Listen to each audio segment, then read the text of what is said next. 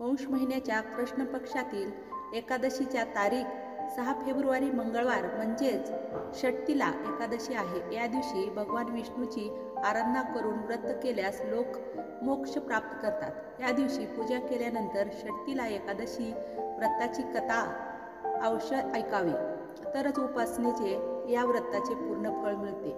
षष्ठीला म्हणजे 6 प्रकारच्या तिळांचा वापर असलेली एकादशी. या एकादशीला तीळ 6 प्रकारे वापरतात. या दिवशी खालील 6 प्रकारे तिळाचा वापर करणे अत्यंत फलदायी मानले जाते. प्रथम, तीळ मिश्रित पाण्याने स्नान. दुसरे, तिळाच्या तेलाने मसाज. तिसरे, तिळाचे तेल हवन. चौथे, तिळाच्या पाण्याने सेवन. पाचवे, तिळाचे दान.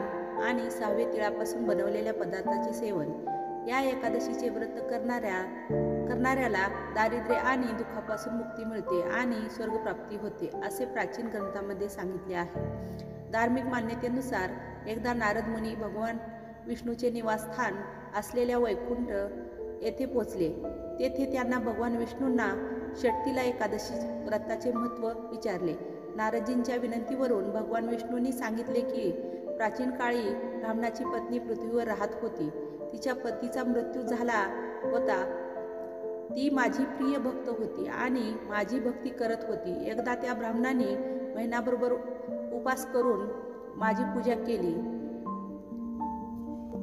त्या प्रभावाने तिचे शरीर शुद्ध झाले, पण ती कधीही ब्राह्मणांना व देवांना अन्नदान करत नसे. त्यामुळे मला वाटले की ही स्त्री वैकुंठात राहूनही अतृप्त राहील, म्हणून मी स्वतः तिच्याकडे भिक्षा मागण्यासाठी गेलो. मी भिक्षा मागितल्यावर तिने मातीचा एक गोळा उचलून माझ्या हातावर ठेवला. ते घेऊन मी परतलो.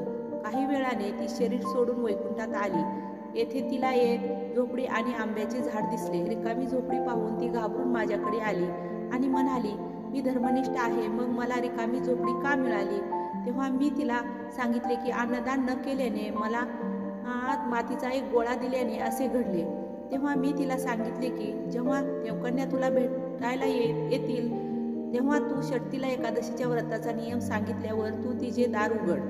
विष्णुदेवाने सांगितल्याप्रमाणे त्या ब्राह्मणीने तिचे ते ऐकले व षष्ठीला एकादशीचे व्रत केले. उपवासाच्या प्रभावामुळे तिची झोपडी अन्न आणि पैशाने भरून गेली.